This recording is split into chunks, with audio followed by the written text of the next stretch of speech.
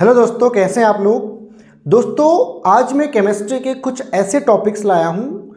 4 ऐसे टॉपिक्स हैं जो किसी एक प्रॉपर एग्जाम में नहीं बल्कि जितने भी कॉम्पिटिटिव एग्जाम है सभी एग्जाम्स में पूछे जाते हैं। और वो टॉपिक्स क्या क्या है। टॉपिक्स का नाम है एटॉमिक नंबर यानी कि परमाणु संख्या, मास नंबर यानी कि द्रव्यमान संख्या, आइसोटोप और आइसोबार यानी कि समस्थानिक और समभारिक। एक एक की सिंगल बात करेंगे अपन। और सबसे पहले बात करते हैं एटॉमिक नंबर यानी कि परमाणु संख्या की। दोस्तों परमाणु संख्या क्या होती है, आपको ये पता है कि किसी भी परमाणु के नाभिक में क्या होते हैं, प्रोटॉन्स और न्यूट्रॉन्स होते हैं। तो परमाणु का जो नाभिक है, इस नाभिक में जितने प्रोटॉन्स हैं उन्हीं प्रोटॉन्स को अपन क्या कहते हैं, परमाणु संख्या या फिर एटॉमिक नंबर।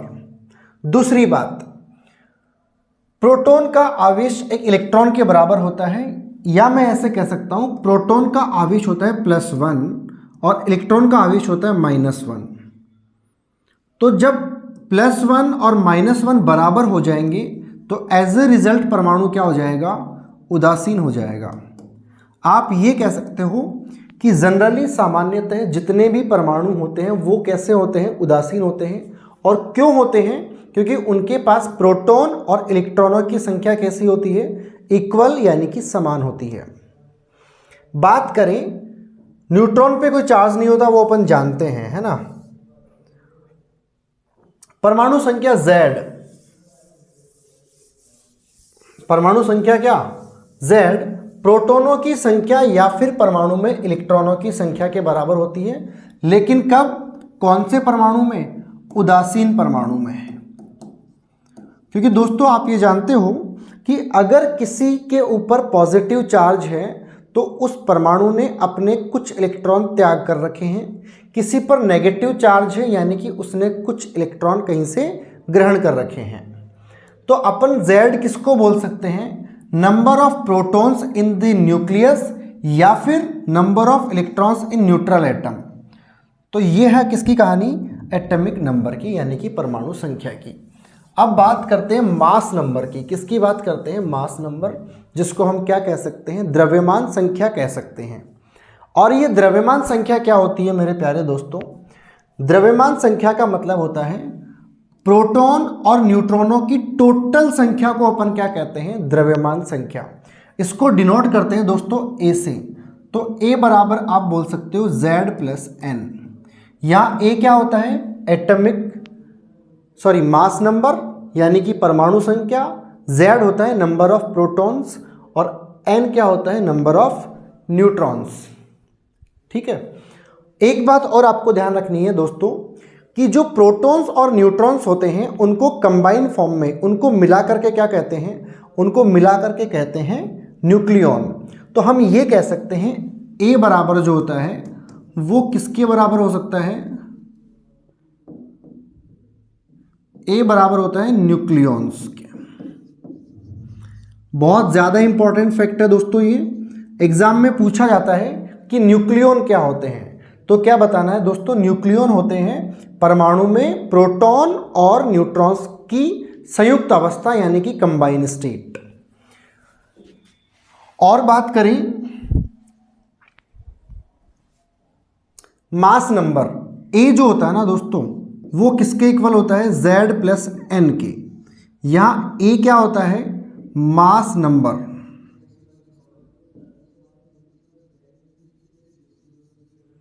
Z क्या होता है दोस्तों, नंबर ऑफ प्रोटॉन्स। N क्या होता है, नंबर ऑफ न्यूट्रॉन्स। यानी कि अपन ये कह सकते हैं किसी परमाणु के नाभिक में कुल मिलाकर के जितना मास है, जितना द्रव्यमान है, वही क्या है अपना मास नंबर। क्योंकि दोस्तों Z और N दोनों ही कहाँ प्रेजेंट होते हैं, नाभिक में।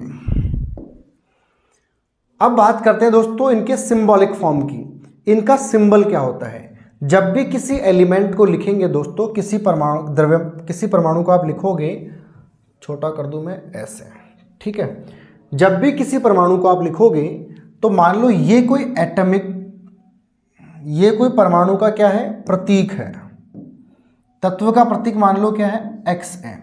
हमेशा उसके ऊपर की ओर दोस्तों a लिखा जाएगा और नीचे की ओर z लिखा जाएगा।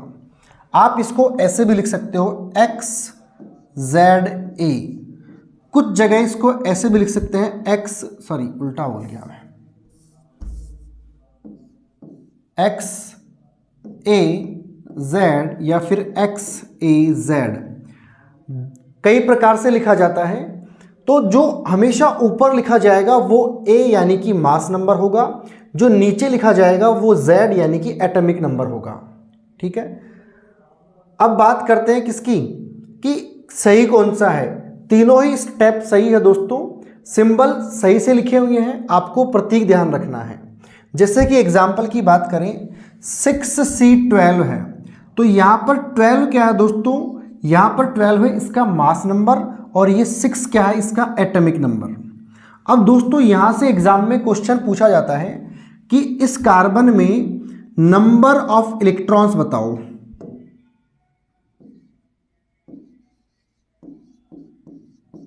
नंबर ऑफ इलेक्ट्रॉन्स बताओ। मैं आपको सही से बताता हूँ ना, इसमें क्वेश्चन बनता है इसलिए ढंग से पढ़ लो इसको ना बहुत अच्छे से। इसमें नंबर ऑफ इलेक्ट्रॉन्स बताओ, पहला क्वेश्चन।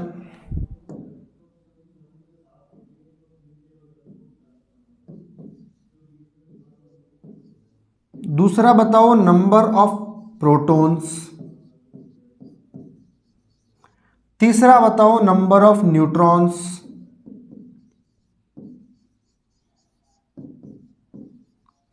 चौथा बताओ एटॉमिक नंबर। पांचवा बताओ इसमें मास नंबर। तो ऐसे क्वेश्चन पूछते हैं इस प्रकार से। ठीक है, सॉल्यूशन क्या होगा दोस्तों, सॉल्यूशन आएगा कि नंबर ऑफ इलेक्ट्रॉन्स क्या होते हैं दोस्तों। नंबर ऑफ इलेक्ट्रॉन्स का मतलब है कि उदासीन परमाणु के अंदर यानी कि न्यूट्रल एटम में जितने क्या है उसके पास प्रोटॉन्स है उतने ही क्या होते हैं, इलेक्ट्रॉन्स। और प्रोटॉन्स को हम क्या कहते हैं, Z। तो Z जो है इसके पास वो आ गए 6, यानी कि नंबर 1 और नंबर 4 का आंसर आ गया 6।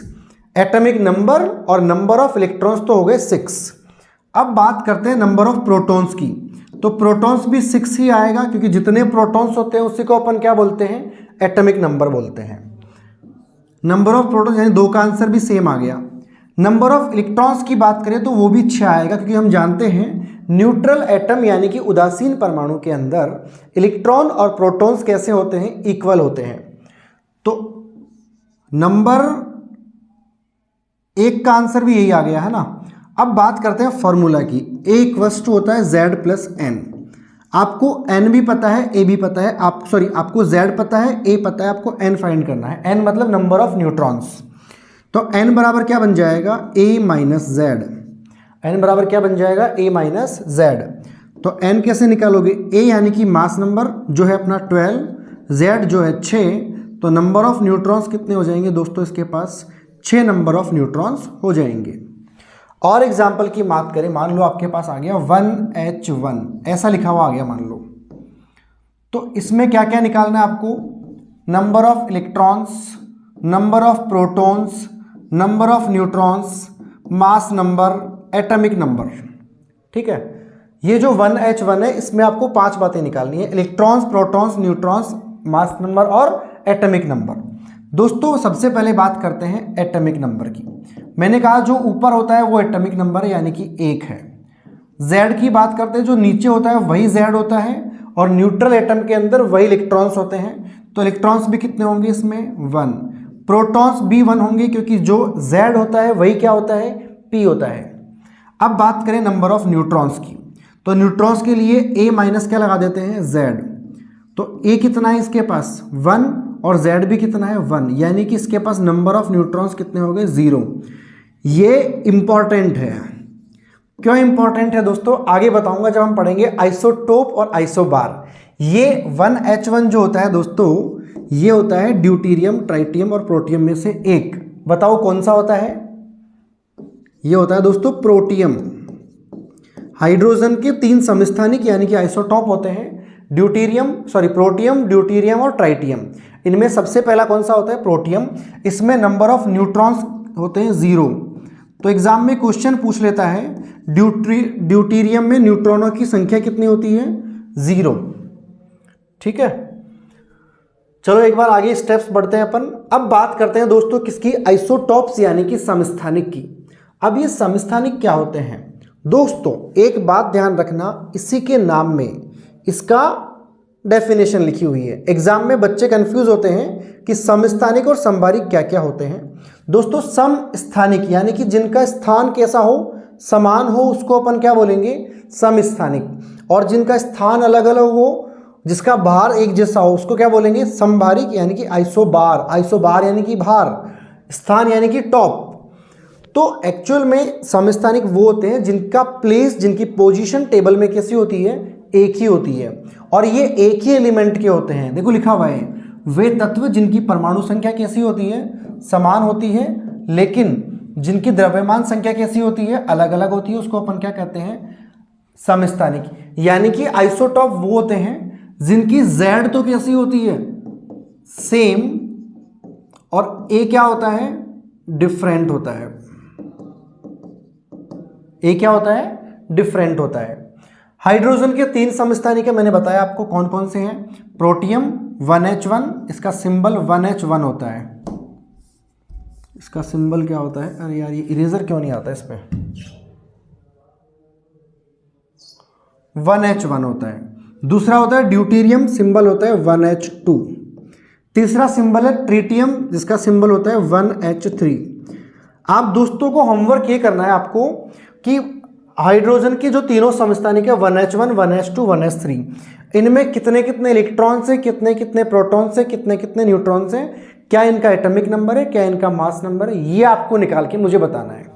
ठीक है, एक का मैंने आपको एग्जाम्पल के थ्रू बता दिया है अभी थोड़ी देर पहले। ये देखो 1H1 का मैंने समझा दिया है। अब ये प्रोटियम का है, ड्यूटीरियम का और ट्राइटियम का आप निकालोगे खुद। ठीक है,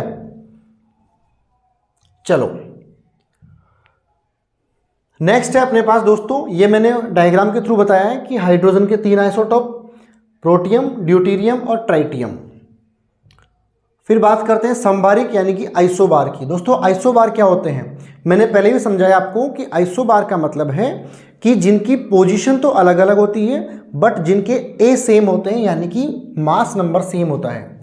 द्रव्यमान संख्या कैसी होती है? सिमिलर होती है, बट एटॉमिक नंबर कैसा होता है? डिफरेंट होती है। यानी कि ए इक्वल टू कैसा होगा? सेम होगा, और Z कैसा होगा दोस्तों? Z होगा इनका डिफरेंट। ठीक है, और एग्जाम्पल के लिए मैंने लिया 18 AR40 और 19 कैल्शियम 40, यानी कि 18 AR40। और इसका दूसरा आइसोबार कौन सा है? K, atomic number 19, mass number 40। ये दोनों साथ में वे भी ले लो, कैल्शियम 20 इसका एटॉमिक नंबर, 40 इसका मास नंबर। तो ये 3 अलग अलग क्या हो गए? आइसोबार। हमेशा ध्यान रखना दोस्तों, आइसोबार अलग अलग एलिमेंट के होते हैं और आइसोटोप एक ही एलिमेंट के होते हैं। जैसे कि हाइड्रोजन के 3 समस्थानिक 1H1, 1H2, 1H3, जबकि आइसोबार आर्गन का, पोटेशियम का, कैल्शियम का कैसा होता है? इनके एलिमेंट अलग अलग होते हैं बट इनका मास नंबर यानी कि ए कैसा होता है? सेम होता है। आइसोटोप और आइसोबार में डिफरेंस मैंने आपको बता रखा है, पहले मैंने पढ़ा दिया, ये सब कुछ एक्स्ट्रा लिख रखा है मैंने ऐसे ही ना। अब बात करते हैं यूज ऑफ आइसोटोप और यूज ऑफ आइसोबार की। एग्जाम में बहुत बार इनके बारे में क्वेश्चन पूछा जाता है। कोबाल्ट 60, इसका यूज कहाँ होता है दोस्तों? इससे गामा किरणें निकलती है। पहली बात, कौन सी रे निकालता है ये? Gamma ray. और उपयोग कहाँ करते हैं दोस्तों? कैंसर के इलाज में जो रेडियोथेरेपी होती है उसमें किसको काम में लेते हैं? कोबाल्ट 60 को। त्वचा कैंसर के इलाज के लिए स्ट्रोंशियम 90 या फिर फास्फोरस 32 नाम के आइसोटोप को काम में लेते हैं। हार्ट जो होता है उसका जो पेस मेकर होता है दोस्तों, क्या होता है उसका जो पेस मेकर होता है, उसमें किसको काम में लेते हैं? प्लूटोनियम 238 होता है। क्या होता है? प्लूटोनियम 238। फिर बात करते हैं आयोडीन 131, बहुत इंपॉर्टेंट है दोस्तों। आयोडीन 131 का यूज करते हैं थायराइड, जिसको अपन और क्या बोलते हैं बताओ? गलगंड रोग बोलते हैं। और ये किसकी कमी से होता है दोस्तों? ये होता है आयोडीन की कमी से, आयोडीन की कमी से। तो इस थायराइड के लिए कौन सा आइसोटोप काम में लेते हैं? आयोडीन 131। कार्बन 14 भी दोस्तों बहुत ज़्यादा इंपॉर्टेंट है। इसका उपयोग कहाँ करते हैं? किसी भी हड्डी या फिर जीवाश्म जिसको फॉसिल बोलते हैं उसकी उम्र निकालने के लिए किसको काम में लेते हैं? कार्बन 14 के आइसोटोप को काम में लेते हैं। ये मैंने बता दिया कोबाल्ट 60 वाला। फास्फोरस 32 का यूज करते हैं किसमें? उर्वरक में। सोडियम 24 का यूज करते हैं पाइप लीकेज, जो गैस और पाइप सप्लाई होती है उसके लीकेज को पता करने के लिए सोडियम 24 काम में लेते हैं। इसके अलावा कोबाल्ट 60 गामा किरणें बैक्टीरिया को नष्ट करने में भी काम में आता है। अब बात करते हैं आइसोबार यानी कि संभारिक का उपयोग। एटॉमिक रिएक्टर में यूरेनियम के आइसोबार काम में आते हैं। गॉइटर के उपचार में आयोडीन के आइसोटॉप मैंने बता दिया पहले भी आपको। कैंसर के लिए कोबाल्ट का आइसोबार। तो दोस्तों इस प्रकार से ये थे अपने 4 टॉपिक जो सभी एग्जाम में पूछे जाते हैं। अगर ये 4 टॉपिक क्लियर है आपका कॉन्फिडेंस लेवल 50+ हो जाएगा, ये मेरी गारंटी है। दोस्तों ऐसे ही और टॉपिक्स हम लाते रहेंगे। थोड़ी सी हम प्रिपरेशन कर रहे हैं हमारे कंटेंट को और अच्छा बनाने की, ठीक है, क्योंकि हमको पता है कि वैकेंसी आ रही है एलपी टेक्नीशियन की, एसएससी की चल रही है, आर्मी की भी चल रही है, बराबर चलती रहेगी। गवर्नमेंट जॉब में हूँ दोस्तों, थोड़ा सा मेरे को समय लग रहा है, टाइम कम मिल पाता है, बट मटेरियल ऐसा इकट्ठा कर रहा हूँ दोस्तों कि जो आपके सिलेक्शन को निश्चित बनाएगा, ये मेरी गारंटी है। तब तक दोस्तों बने रहिए हमारे साथ, चैनल को सब्सक्राइब कीजिए, वीडियो को अपने दोस्तों तक शेयर कीजिए। गुड बाय दोस्तों, मिलेंगे जल्दी अगले वीडियो में।